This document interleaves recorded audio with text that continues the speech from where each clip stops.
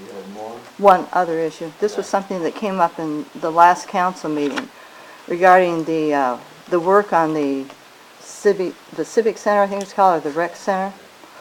In the last meeting, it was mentioned that you want to refer to that work as repair and maintenance.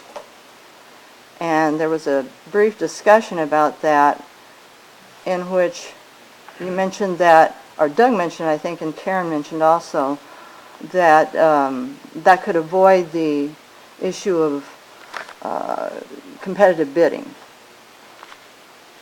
if it's referred to as repair and maintenance. It is repair and maintenance. Yeah. I think you better reread the Iowa Chapter 26 on that. Also go to the Iowa League of Cities website. They have a flow chart. I've got a copy of it here if you want to look at it, on how you decide whether you need either competitive bidding or, if it's below the competitive bidding threshold of $100,000, competitive quotations.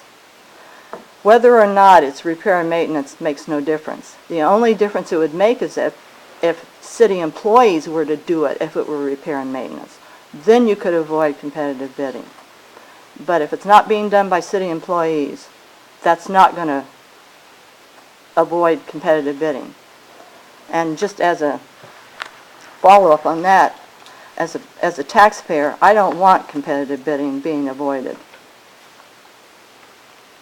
I want to get the biggest bang for my buck. That's the reason those statutes were enacted.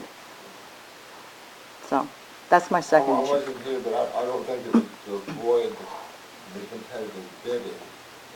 Well, I've got a record of that meeting, and I would suggest that the discussion implied that that was the reason it's being described as repair and maintenance, as opposed to I believe that Doug touched base with building the or attorney. construction work. So, anyway. He guided us that direction.